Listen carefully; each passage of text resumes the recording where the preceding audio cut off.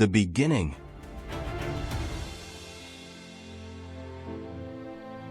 Mr. Justice Gray stared down at the two defendants in the dock. Chris and Sue Haskins had pleaded guilty to the theft of £250,000, being the property of the post office, and to falsifying 4 passports. Mr. and Mrs. Haskins looked about the same age, which was hardly surprising as they had been at school together some 40 years before. You could have passed them in the street without giving either of them a second look. Chris was about 5'9", his dark wavy hair turning gray, and he was at least a stone overweight. He stood upright in the dock, and although his suit was well worn, his shirt was clean and his striped tie suggested that he was a member of a club. His black shoes looked as if they had been spit and polished every morning. His wife, Sue, stood by his side. Her neat floral dress and sensible shoes hinted at an organized and tidy woman, but then they were both wearing the clothes that they would normally have worn to church. After all, they considered the law to be nothing less than an extension of the Almighty. Mr. Justice Gray turned his attention to Mr. and Mrs. Haskins's barrister, a young man who had been selected on the grounds of cost, rather than experience.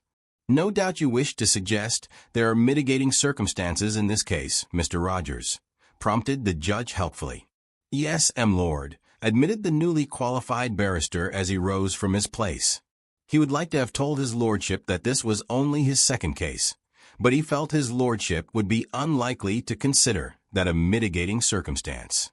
Mr. Justice Gray settled back as he prepared to listen to how poor Mr. Haskins had been thrashed by a ruthless stepfather night after night, and Mrs. Haskins had been raped by an evil uncle at an impressionable age. But no, Mr. Rogers assured the court that the Haskins came from happy, well-balanced backgrounds and had in fact been at school together. Their only child, Tracy, a graduate of Bristol University, was now working as an estate agent in Ashford. A model family. Mr. Rogers glanced down at his brief before going on to explain how the Haskins had ended up in the dock that morning.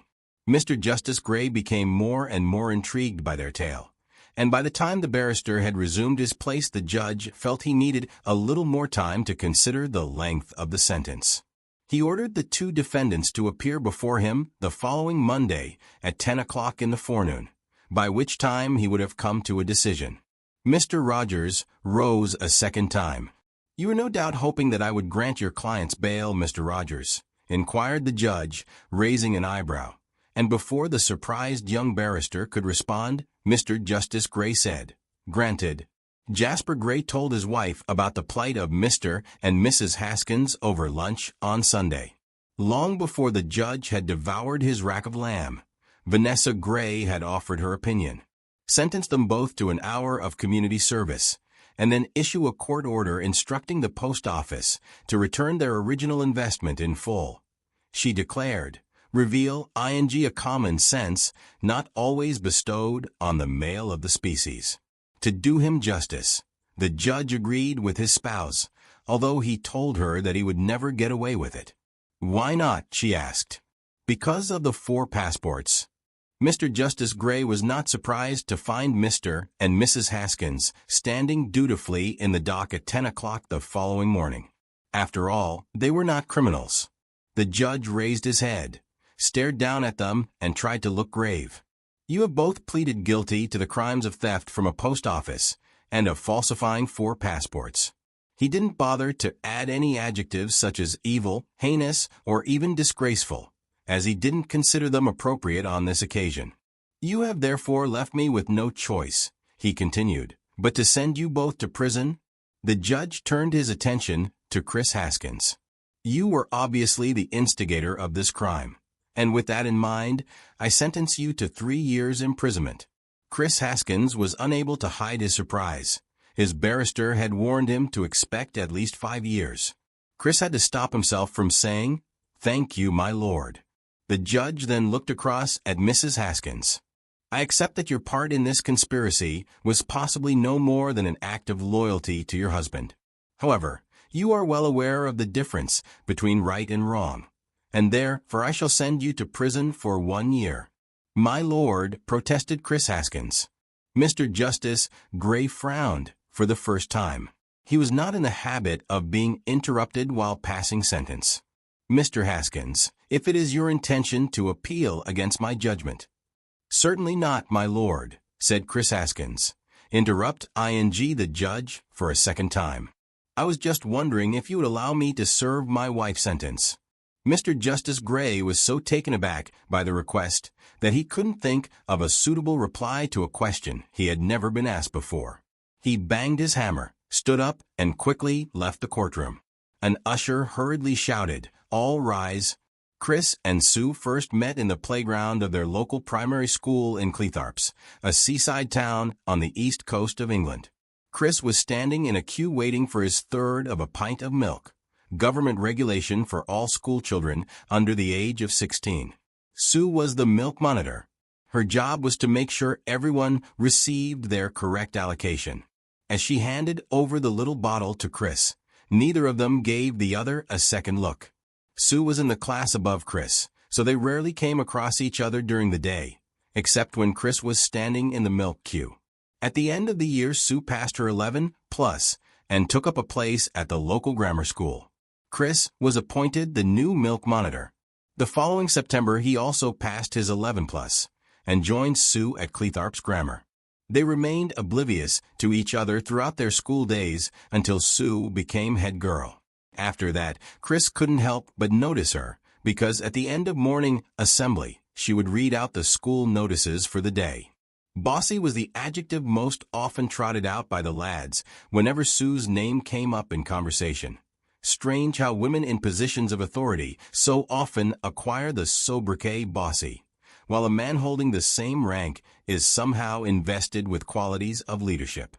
When Sue left at the end of the year, Chris once again forgot all about her. He did not follow in her illustrious footsteps and become head boy, although he had a successful, by his standards, if somewhat uneventful year. He played for the school's second 11 cricket team, came fifth in the cross-country match against Grimsby Grammar, and did well enough in his final exams for them to be unworthy of mention either way. No sooner had Chris left school than he received a letter from the Ministry of Defense, instructing him to report to his local recruiting office to sign up for a spell of national service, a 2-year compulsory period for all boys at the age of 18, when they had to serve in the armed forces. Chris's only choice in the matter was between the Army, the Royal Navy, or the Royal Air Force. He selected the RAF, and even spent a fleeting moment wondering what it might be like to be a jet pilot. Once Chris had passed his medical and filled in all the necessary forms at the local recruiting office, the duty sergeant handed him a rail pass to somewhere called Mablethorpe. He was to report to the guardhouse by 8 o'clock on the 1st of the month. Chris spent the next 12 weeks being put through basic training, along with 120 other raw recruits. He quickly discovered that only one applicant in 1,000 was selected to be a pilot. Chris was not one in 1,000.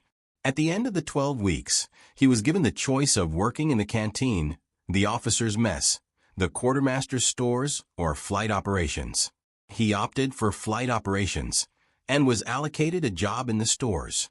It was when he reported for duty the following Monday that he once again met up with Sue, or to be more accurate, Corporal Sue Smart. She was inevitably standing at the head of the line, this time giving out job instructions. Chris didn't immediately recognize her, dressed in her smart blue uniform with her hair almost hidden under a cap. In any case, he was admiring her shapely legs when she said, "Haskins, report to the quartermaster stores." Chris raised his head.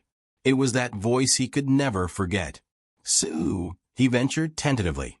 Corporal Smart looked up from her clipboard and glared at the recruit who dared to address her by her first name. She recognized the face, but couldn't place him. "Chris Haskins," he volunteered. "Ah, yes, Haskins," she said, and hesitated before adding, "Report to Sergeant Travis in the stores, and he'll brief you on your duties." "Yes, Corp," Chris replied, and quickly disappeared off in the direction of the quartermaster's stores. As he walked away, Chris didn't notice that Sue was taking a second look. Chris didn't come across Corporal Smart again until his first weekend leave.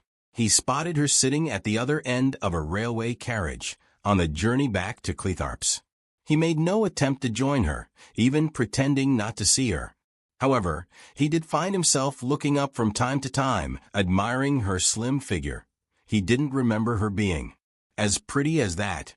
When the train pulled into Cleethorpes Station, Chris spotted his mother chatting to another woman. He knew immediately who she must be. The same red hair, the same trim figure, the same. "Hello, Chris," Mrs. Smart greeted him as he joined his mother on the platform. "Was Sue on the train with you?" "I didn't notice," said Chris, as Sue walked up to join them. "I expect you see a lot of each other now you're based at the same camp," suggested Chris's mother. "No, not really," said Sue, trying to sound disinterested. "Well, we'd better be off," said Mrs. Haskins. "I have to give Chris and his dad dinner before they go off to watch the football," she explained. "Do you remember him?" asked Mrs. Smart as Chris and his mother walked along the platform towards the exit. "Snotty Haskins?" Sue hesitated. "Can't say I do." "Oh, you like him that much, do you?" said Sue's mother with a smile. When Chris boarded the train that Sunday evening, Sue was already sitting in her place at the end of the carriage. Chris was about to walk straight past her and find a seat in the next carriage, when he heard her say, "Hi, Chris. Did you have a nice weekend?" "Not bad, Corp," said Chris, stopping to look down at her. "Grimsby beat Lincoln 3-1, and I'd forgotten how good the fish and chips are in Cleethorpes compared to camp." Sue smiled. "Why don't you join me?" she said, patting the seat beside her. "And I think it will be all right to call me Sue when we're not in barracks." On the journey back to Mablethorpe, Sue did most of the talking, partly because Chris was so smitten with her. Could this be the same skinny little girl who had handed out the milk each morning?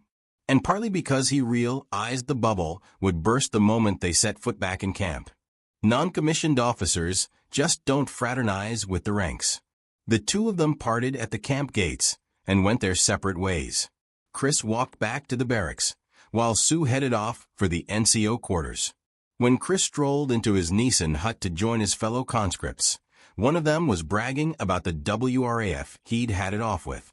He even went into graphic detail, describing what RAF knickers look like. A dark shade of blue held up by thick elastic, he assured the mesmerized onlookers. Chris lay on his bed and stopped listening to the unlikely tale, as his thoughts returned to Sue. He wondered how long it would be before he saw her again. Not as long as he feared, because when Chris went to the canteen for lunch the following day, he spotted Sue sitting in the corner with a group of girls from the ops room. He wanted to stroll across to her table and, like David Niven, casually ask her out on a date. There was a Doris Day film showing at the Odeon that he thought she might enjoy, but he'd sooner have walked across a minefield than interrupt her while his mates were watching. Chris selected his lunch from the counter, a bowl of vegetable soup, sausage and chips, and custard pie.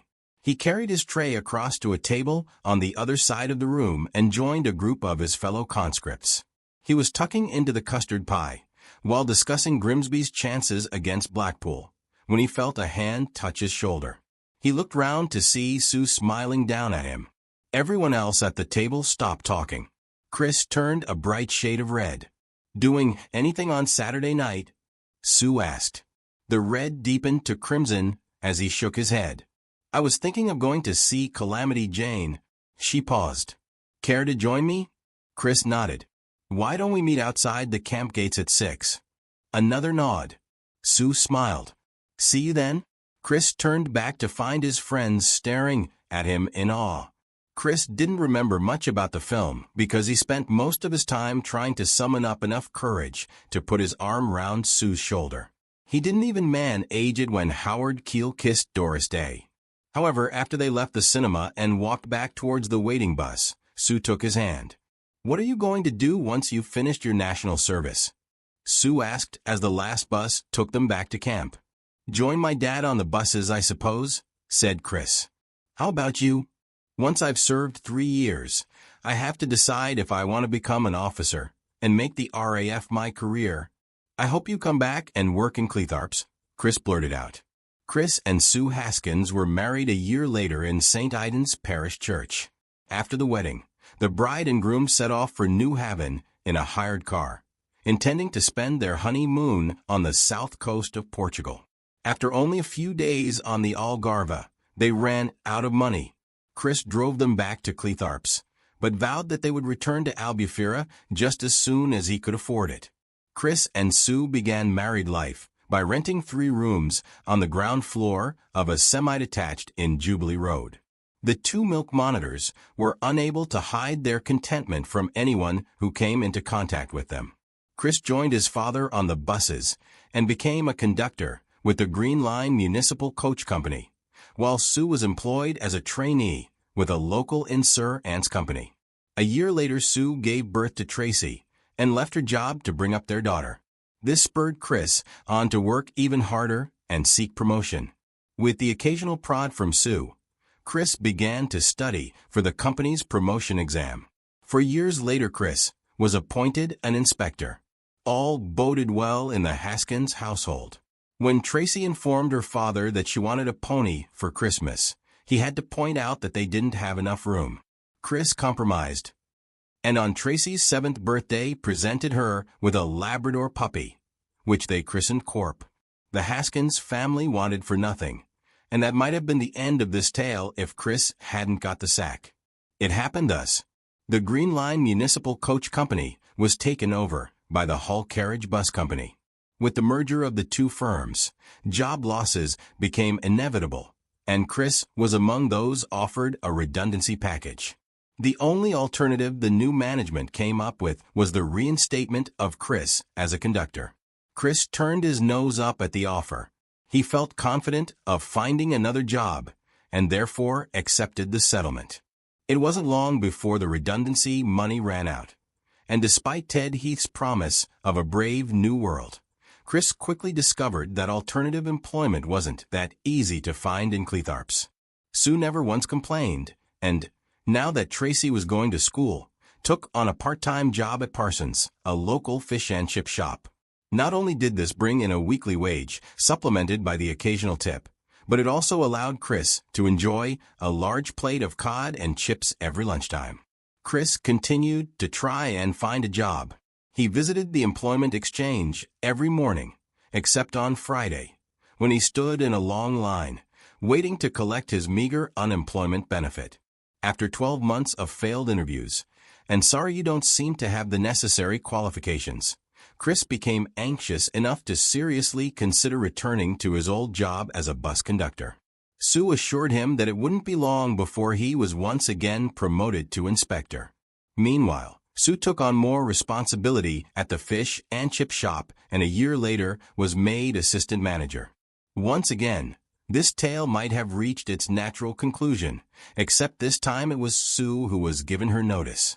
She warned Chris over a fish supper that Mr. and Mrs. Parsons were considering early retirement and planning to put the shop up for sale. How much are they expecting it to fetch? I heard Mr. Parsons mention the figure of £5,000. Then let's hope the new owners know a good thing when they see it, said Chris, forking another chip. The new owners are far more likely to come with their own staff. Don't forget what happened to you when the bus company was taken over. Chris thought about it. At 8:30 the following morning, Sue left the house to take Tracy to school, before going on to work. Once the 2 of them had departed, Chris and Corp set out for their morning constitutional. The dog was puzzled when his master didn't head for the beach, where he could enjoy his usual frolic in the waves, but instead marched off in the opposite direction, towards the center of the town. Corp loyally bounded after him, and ended up being tied to a railing outside the Midland Bank in the High Street. The manager of the bank could not hide his surprise when Mr. Haskins requested an interview to discuss a business venture. He quickly checked Mr. and Mrs. Haskins' joint bank account to find that they were £17 and 12 shillings in credit. He was pleased to note that they had never run up an overdraft, despite Mr. Haskins being out of work for over a year. The manager listened sympathetically to his client's proposal, but sadly shook his head even before Chris had come to the end of his well-rehearsed presentation. The bank couldn't consider such a risk, the manager explained, at least not while you have so little security to offer as collateral. "You don't even own your own home," the banker pointed out. Chris thanked him, shook him by the hand, and left undaunted. He crossed the high street, tied Corp to another railing, and entered Martin's bank. Chris had to wait for quite some time before the manager was able to see him. He was greeted with the same response. But at least on this occasion, the manager recommended that Chris should approach Britannia Finance, who, he explained, were a new company specializing in startup loans for small businesses. Chris thanked him, left the bank, untied Corp, and jogged back to Jubilee Road, arriving only moments before Sue returned home with his lunch, cod and chips. After lunch, Chris left the house and headed for the nearest phone box. He put 4 pennies in the box and pressed button A. The conversation lasted for less than a minute. He then returned home, but didn't tell Sue who he had an appointment with the following day. The next day, Chris waited for Sue to take Tracy off to school before he slipped back upstairs to their bedroom.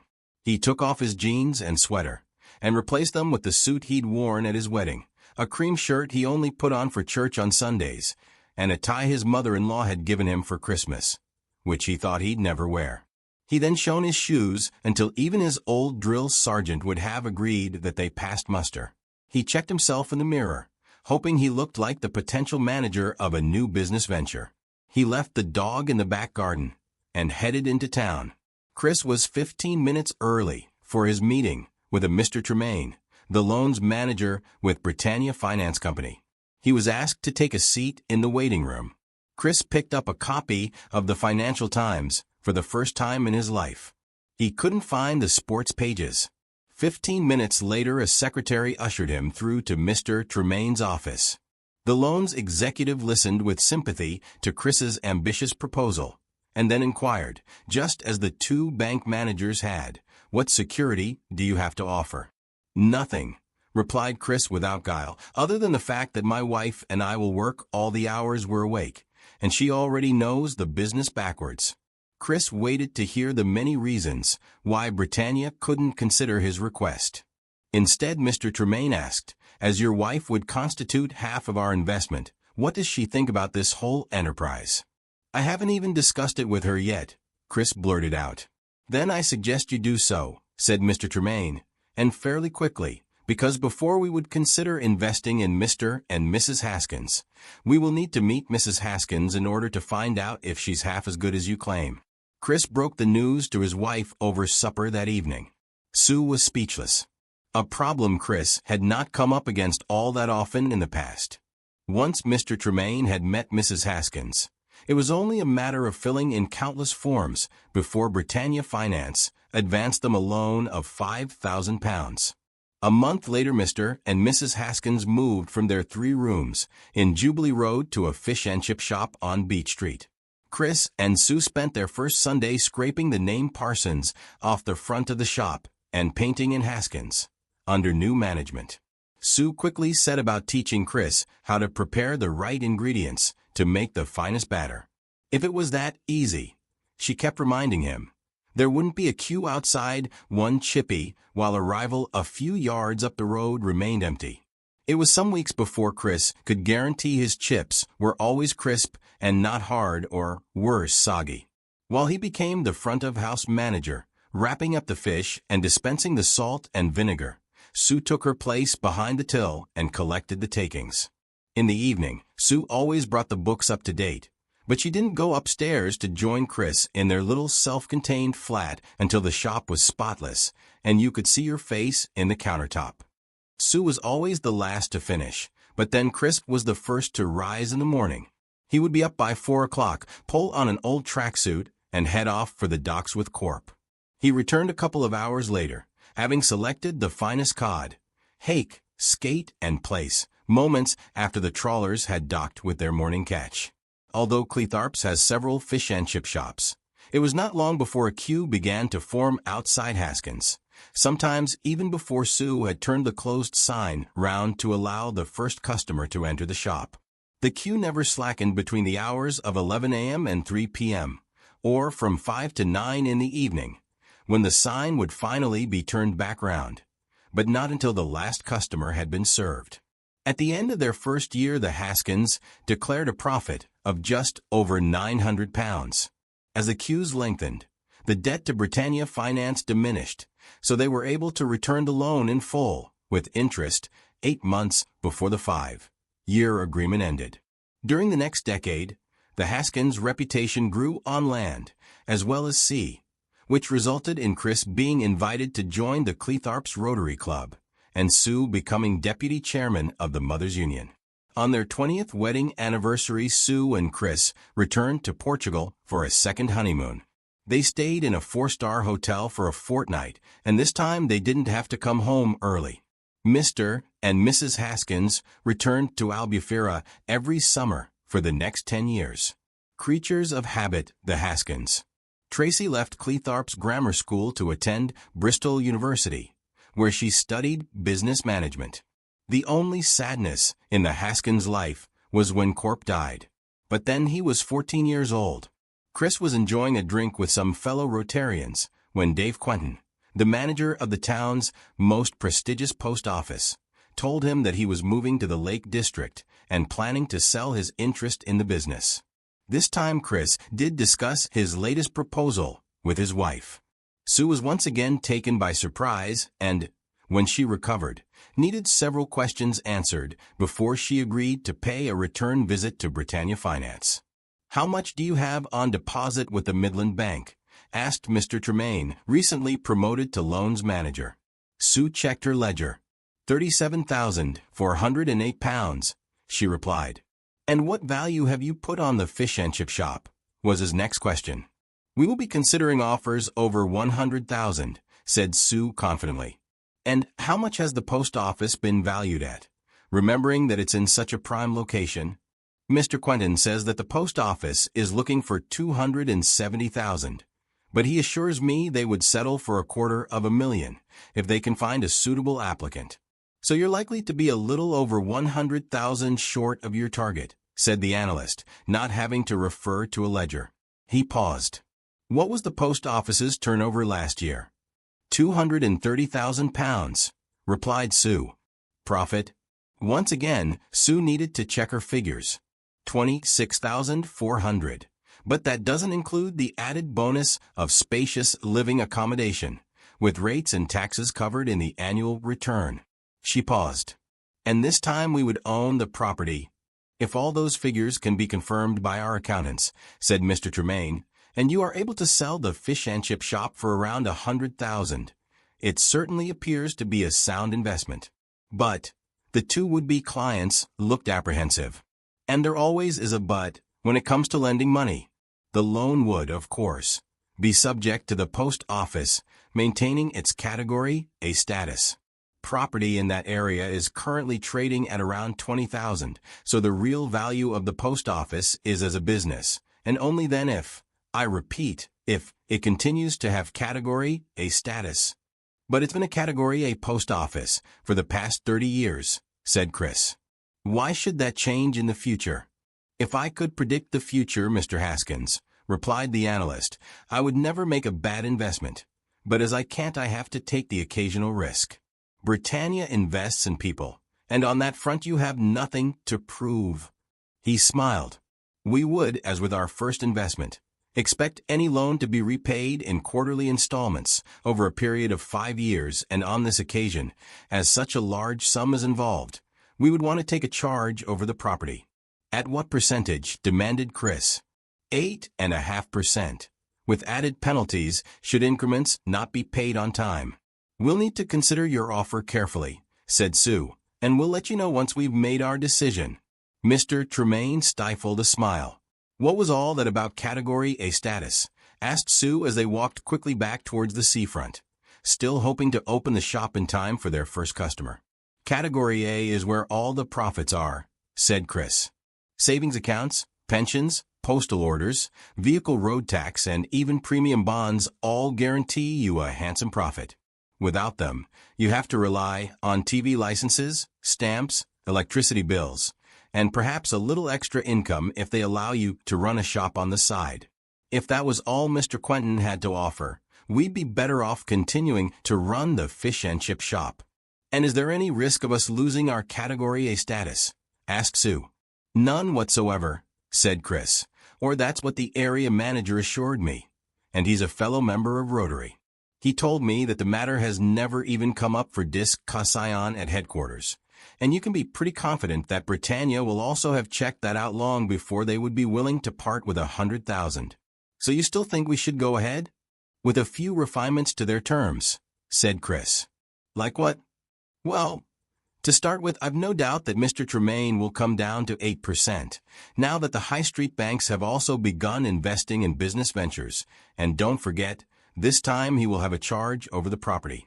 The Haskins sold their fish and chip shop for £112,000 and were able to add a further £38,000 from their credit account. Britannia topped it up with a loan of £100,000 at 8%.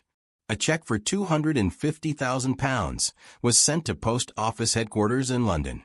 Time to celebrate, declared Chris. What do you have in mind? Asked Sue. Because we can't afford to spend any more money. Let's drive down to Ashford and spend the weekend with our daughter. He paused. And on the way back, repeated Sue. Let's drop into Battersea Dog's home. A month later, Mr. and Mrs. Haskins and Stamps, another Labrador, this time black, moved from their fish and chip shop on Beach Street to a Category A post office in Victoria Crescent. Chris and Sue quickly returned to working hours that they hadn't experienced since they first opened the fish and chip shop. For the next 5 years, they cut down on any little extras and even went without holidays, although they often thought about another trip to Portugal. But that had to be put on hold until they completed their quarterly payments to Britannia. Chris continued to carry out his Rotary Club duties, while Sue became chairman of the Cleethorpes branch of the Mothers Union. Tracy was promoted to sites manager, and Stamps ate more food than the three of them put together. In their 4th year, Mr. and Mrs. Haskins won the Beria Post Office of the Year award, and 9 months later paid off the final installment to Britannia. The board of Britannia invited Chris and Sue to join them for lunch at the Royal Hotel to celebrate the fact that they now owned the post office without a penny of debt to their name. We still have to earn back our original investment, Chris reminded them. A mere matter of £250,000. If you keep going at your present rate, suggested the chairman of Britannia, it should only take you another 5 years to achieve, and then you could be sitting on a business worth over $1 million. Does that mean I'm a millionaire? Asked Chris. No, it does not, butted in Sue. Our current account is showing a credit of a little over £10,000. You're a 10,000-aire. The chairman laughed and invited the board to raise their glasses to Chris and Sue Haskins. My spies tell me, Chris, added the chairman, that you are likely to be the next president of our local Rotary. Many a slip, said Chris as he lowered his glass, and certainly not before Sue takes her place on the area committee of the Mothers Union. Don't be surprised if she ends up as national chairman, he added, with considerable pride. So what do you plan to do next? Asked the chairman. Take a month's holiday in Portugal, said Chris without hesitation. After 5 years of having to make do with the beach at Cleethorpes and a plate of fish and chips, I think we've earned it. That also would have made a satisfactory conclusion to this tale, had officialdom not stepped in once again, this time with a letter addressed to Mr. and Mrs. Hoskins from the finance director of the post office. They found it waiting for them on the mat when they returned from Albufeira. Post Office Headquarters, 148, Old Street, London, EC1V, 9HQ. Dear Mr. and Mrs. Hoskins, the Post Office is in the process of re-evaluating its property portfolio, and to that end, we'll be making some changes to the status of some of its older establishments. I therefore have to inform you that the board has come to the reluctant conclusion that we will no longer require 2 Category A status facilities in the Cleethorpes area, while the new High Street branch will continue. As a Category A post office, Victoria Crescent will be downgraded to Category B. In order that you can make the necessary adjustments, we do not propose to bring in these changes until the new year. We look forward to continuing our relationship with you. Finance Director. Does that mean what I think it means? Said Sue after she had read the letter a second time. In simple terms, love, said Chris. We can never hope to earn back our original investment of $250,000, even if we go on working for the rest of our lives. Then we'll have to put the post office up for sale. But who'll want to buy it at that price? Asked Chris, once they discover that the business no longer has Category A status. The man from Britannia assured us that once we'd paid off the debt it would be worth $1 million. Only while the business has a turnover of $500,000 and generates a profit of around $80,000 a year, said Chris. We should take legal advice. Chris reluctantly agreed, although he wasn't in much doubt what his solicitor's opinion would be. The law, their advocate dutifully advised them, was not on their side, and therefore he wouldn't recommend them to sue the post office, as he couldn't guarantee the outcome. You might well win a moral victory, he said, but that won't assist your bank balance. The next decision Chris and Sue made was to put the post office on the market, as they wanted to find out if anyone would show an interest. Once again Chris's judgment turned out to be correct. Only 3 couples even bothered to look over the property, and none of them returned for a second viewing once they discovered it was no longer Category A status. My bet, said Sue, is that those officials back at headquarters knew only too well they were going to change our status long before they pocketed our money. But it suited them not to tell us. You may well be right, said Chris, but you can be sure of one thing, they won't have put anything in writing at the time, so we would never be able to prove it. And neither did we. What are you getting at, love? How much have they stolen from us? Demanded Sue. Well, if by that you mean our original investment, our life savings, every penny we've earned over the past 30 years, not to mention our pension. Chris paused and raised his head, while he made some calculations, not including any profit we might have hoped for, once we'd seen our capital returned. Yes, only what they've stolen from us, Sue repeated. A little over $250,000, if you don't include interest, said Chris. And we have no hope of seeing a penny of that original investment back, even if we were to work for the rest of our lives. That's about the sum of it, love. Then it's my intention to retire on January the 1st. And what are you expecting to live off for the rest of your life? Asked Chris. Our original investment. And how do you intend to go about that? By taking advantage of our spotless reputation. Chris and Sue rose early the following morning. After all, they had a lot of work to do during the next 3 months if they hoped to accumulate enough capital to retire by January 1st. Sue warned Chris that meticulous preparation would be needed if her plan was to succeed. He didn't disagree.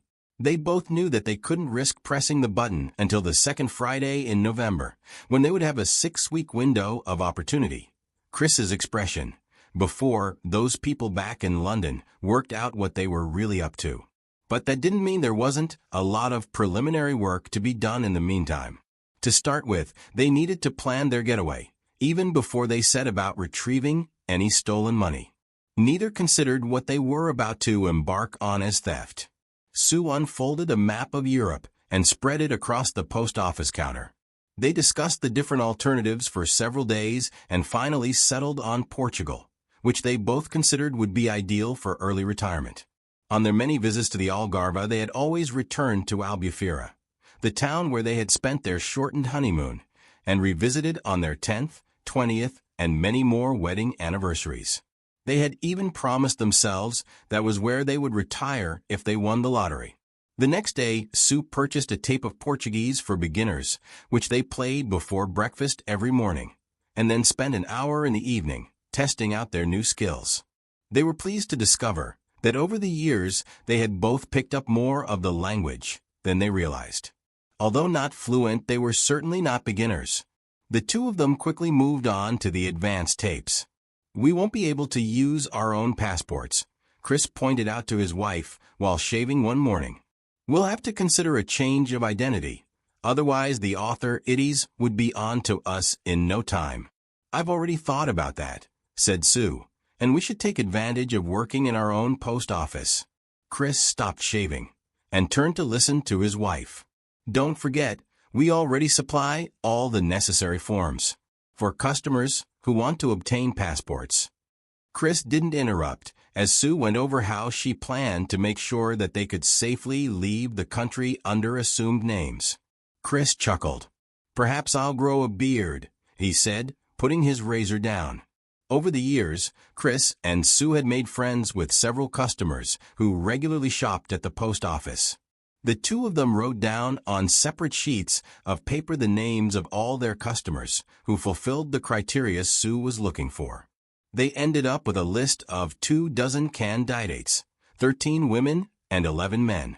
From that moment on, whenever one of the unsuspecting regulars entered the shop, Sue or Chris would strike up a conversation that had only one purpose. "Going away for Christmas this year, are we, Mrs. Brewer?"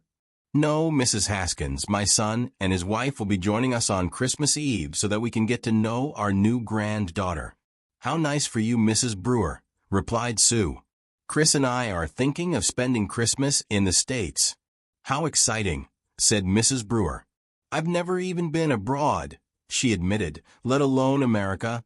Mrs. Brewer had reached the second round, but would not be questioned again until her next visit. By the end of September, 7 other names had joined Mrs. Brewer on the shortlist, 4 women and 3 men, all between the ages of 51 and 57, who had only one thing in common: they had never traveled abroad. The next problem the Haskins faced was filling in an application for a birth certificate. This required far more detailed questioning, and both Sue and Chris quickly backed off whenever one of the shortlisted candidates showed the slightest sign of suspicion.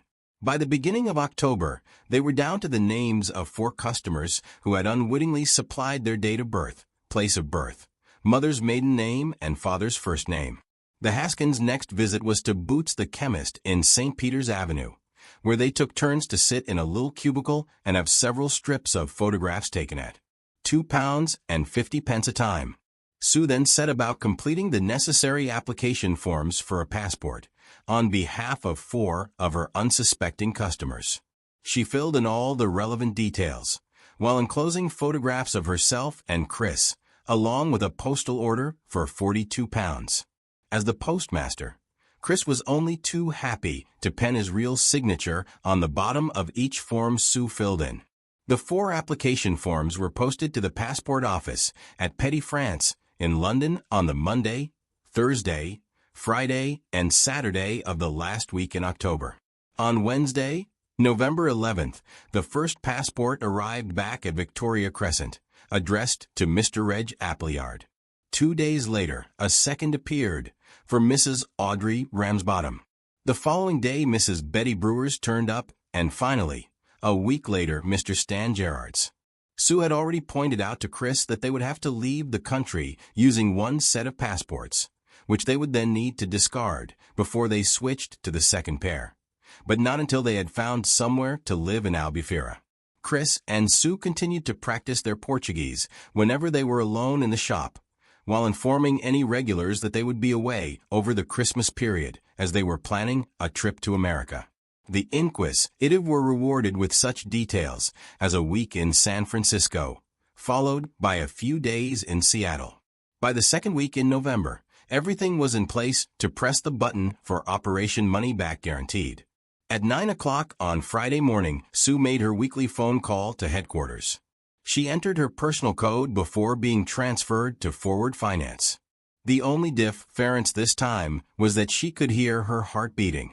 Sue repeated her code before informing the credit officer how much cash she would require for the following week, an amount large enough to allow her to cover withdrawals for any post office savings accounts, pensions, and cashed postal orders. Although an accountant from headquarters always checked the books at the end of every month, considerable leeway was allowed in the run-up to Christmas. A demanding audit was then carried out in January to make sure the books balanced, but neither Chris nor Sue had any intention of being around in January. For the past 6 years, Sue's books had always balanced, and she was considered by headquarters to be a model manager. Sue had to check the records to remind herself of the amount she had requested in the same week of the previous year, £40,000, which had turned out to be £800 more than she needed. This year she asked for £60,000, and waited for some comment from the credit officer. But the voice from headquarters sounded neither surprised nor concerned. The full amount was delivered by a security van the following Monday. During the week, Chris and Sue fulfilled all their customers' obligations. After all, it had never been their intention to shortchange any of their regulars, but they still found themselves with a surplus of £21,000 at the end of week 1. They left the cash, used notes only, locked up in the safe, just in case some fastidious official from headquarters decided to carry out a spot check. Once Sue had closed the front door at 6 o'clock and pulled down the blinds, the two of them would only converse in Portuguese, while they spent the rest of the evening in postal orders, rubbing out scratch cards and entering lottery numbers, often falling asleep as they worked. Every morning Chris would rise early and climb into his aging Rover, with Stamps as his only companion. He traveled north, east, south, and west, Monday Lincoln, Tuesday Louth, Wednesday Skegness, Thursday Hull, and Friday Immingham, where he would cash several postal orders, and also collect his winnings on the scratch cards and lottery tickets, enabling him to supplement their newly acquired savings with an extra few £100 each day. On the last Friday in November, week 2, Sue applied for £70,000 from head office, so that by the following Saturday they were able to add a further £32,000 to their invisible earnings. On the first Friday in December, Sue raised the stakes to £80,000 and was surprised to discover that there were still no questions back at headquarters. After all, hadn't Sue Haskins been Manager of the Year, with a special comment détaillant from the board? A security van dutifully delivered the full amount in cash early on the Monday morning. Another week of increased profits allowed Sue Haskins to add a further £39,000 to the pot without any of the other players round the table demanding to see her hand. They were now showing a surplus of well over £100,000, which was stacked up in neat little piles of used notes, resting on top of the 4 passports buried at the bottom of the safe. Chris hardly slept at night as he continued to sign countless postal orders, rub out piles of scratch cards and, before going to bed, fill in numerous lottery tickets with endless combinations. By day, he visited every post office within a 50-mile radius, gathering his spoils. But, despite his dedication, by the second week in December, Mr. and Mrs. Haskins had only collected just over half the amount required to retrieve the £250,000 they had originally invested. Sue warned Chris that they would have to take an even bigger risk if they still hoped to acquire the full amount by Christmas Eve. On the second Friday in December, week 4, Sue called the issuing manager at headquarters and made a request for £115,000. "You're having a busy Christmas," suggested a voice on the other end of the line. First sign of any suspicion, thought Sue, but she had her script well prepared. "Run off my feet," Sue told him. "But don't forget, more people retire to Cleethorpes than any other seaside town in Britain." "You learn something new every day," came back the voice on the other end of the line, before adding, "Don't worry, the cash will be with you on Monday. Keep up the good work." "I will," promised Sue, and emboldened by the exchange, requested £140,000 for the final week before Christmas, aware that any sum above £150,000 was always referred back to head office in London. When Sue pulled down the blinds at 6 o'clock on Christmas Eve, both of them were exhausted. Sue was the first to recover. "We haven't a moment to waste," she reminded her husband as she walked across to the bulging safe. She entered the code, pulled open the door, and withdrew everything from their current account. She then placed the money on the counter in neat bundles, 50s, 20s, 10s, and 5s, before they set about counting their spoils. Chris checked the final figure and confirmed that they were £267,300 in credit. They put £17,300 back in the safe and locked the door. After all, they had never intended to make a profit. That would be stealing. Sue began to put elastic bands around each thousand, while Chris transferred the 250 bundles carefully into an old RAF duffel bag. By 8 o'clock, they were ready to leave. Chris set the alarm, slipped quietly out of the back door, and placed the duffel bag in the boot of their Rover, on top of 4 other cases his wife had packed earlier that morning. Sue joined him in the front of the car, as Chris turned on the ignition. "We've forgotten something," said Sue as she pulled the door closed. "Stamps," they said in unison. Chris turned off the ignition, got out of the car, and returned to the post office. He re-entered the code, switched off the alarm, and opened the back door in search of Stamps. He found him fast asleep in the kitchen, reluctant to be enticed out of his warm basket and into the back seat of the car. Didn't they realize it was Christmas Eve? Chris reset the alarm and locked the door for a second time. At 8:19 p.m., Mr. and Mrs. Haskins set out on the journey for Ashford in Kent. Sue worked out that they had 4 clear days before anyone would be aware of their absence. Christmas Day, Boxing Day, Sunday, Monday, a bank holiday. Back in theory on Tuesday morning, by which time they would be viewing properties in the Algarve. The two of them hardly spoke a word on the long journey to Kent, not even in Portuguese. Sue couldn't believe they'd gone through with it, and Chris was even more surprised that they'd got away with it. "We haven't yet," Sue reminded him. "Not until we drive into Albufeira, and don't forget, Mr. Appleyard, we no longer have the same names. Living in sin after all these years are we, Mrs. Brewer?" Chris brought the car to a halt outside their daughter's home just after midnight. Tracy opened the front door to greet her mother, while Chris removed one of the suitcases and the duffel bag from the boot. Tracy had never seen her parents looking so exhausted, and felt they had aged since she'd last seen them in the summer. Perhaps it was just the long journey. Tracy took them through to the kitchen, sat them both down, and made them a cup of tea.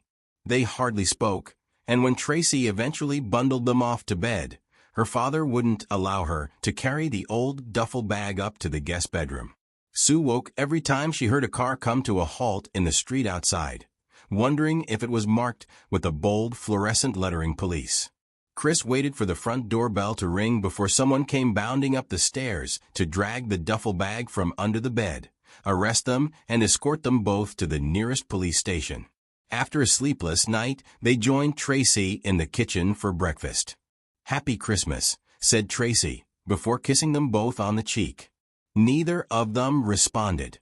Had they forgotten it was Christmas Day?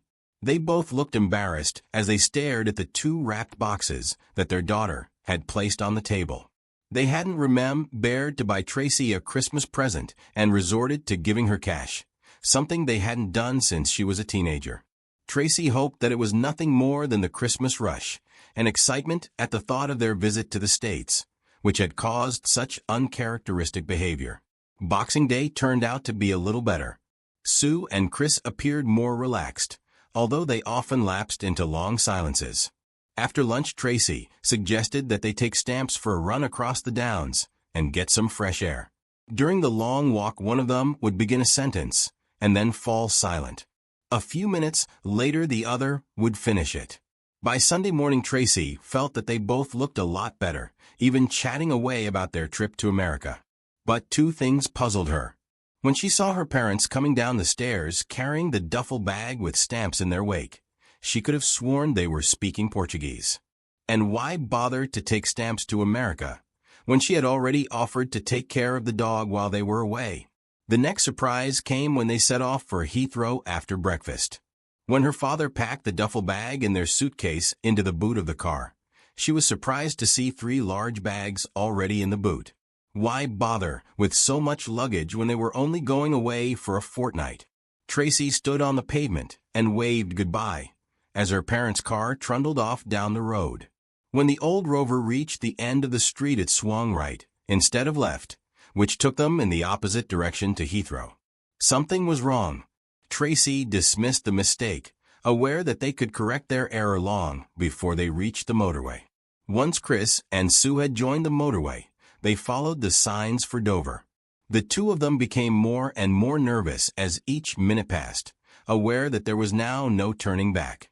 Only Stamps seemed to be enjoying the adventure as he stared out of the back window, wagging his tail. Once again, Mr. Appleyard and Mrs. Brewer went over their plan.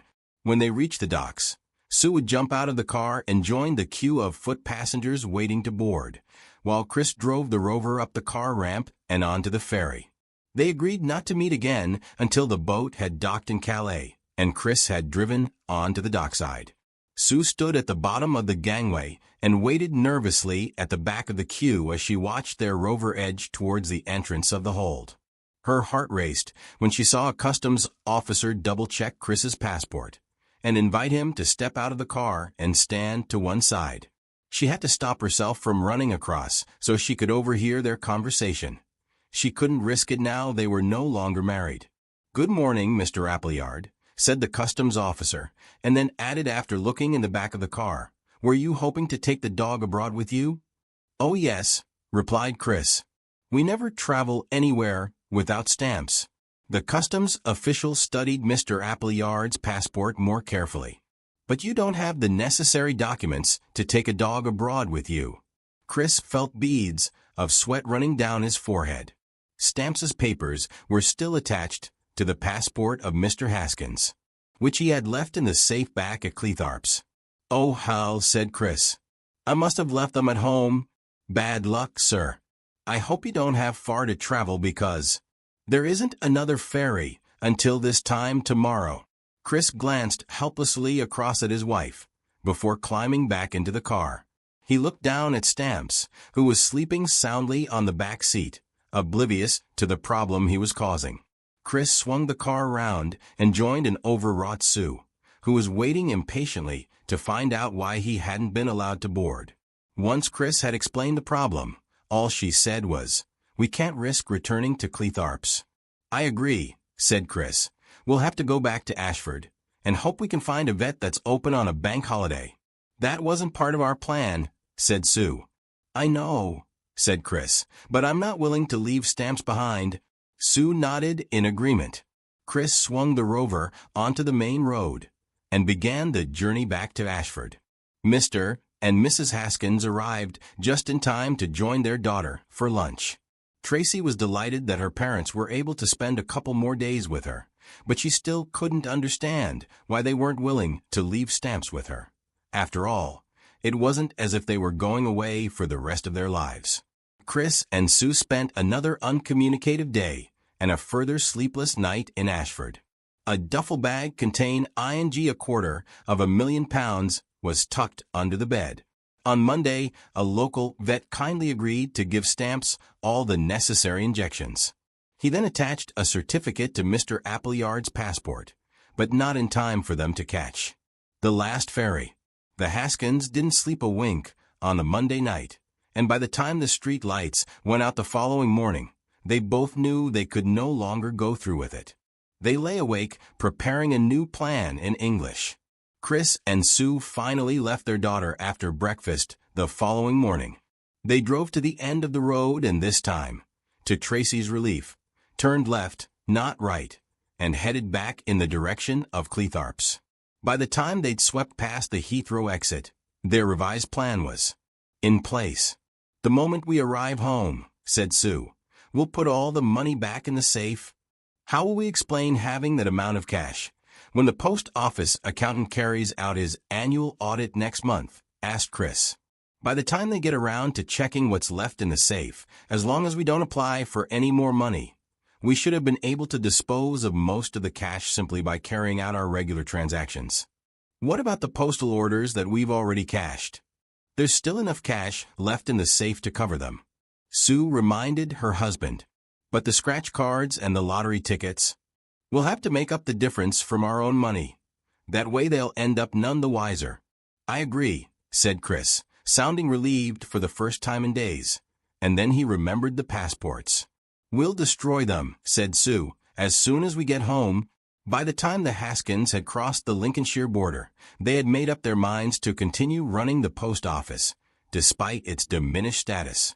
Sue had already come up with several ideas for extra items they could sell over the counter, while making the best of what was left of their franchise.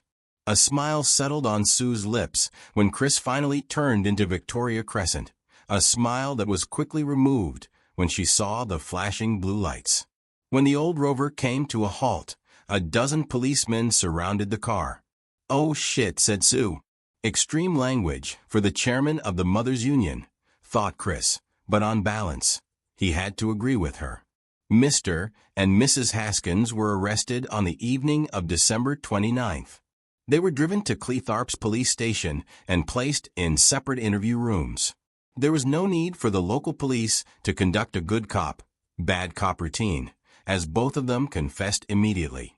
They spent the night in separate cells, and the following morning they were charged with the theft of £250,000, being the property of the post office, and obtaining, by deception, 4 passports.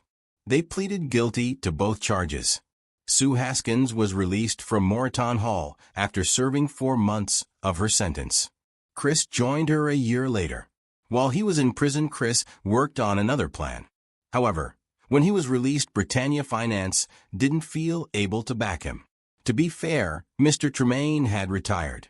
Mr. and Mrs. Haskins sold their property on Victoria Crescent for £100,000.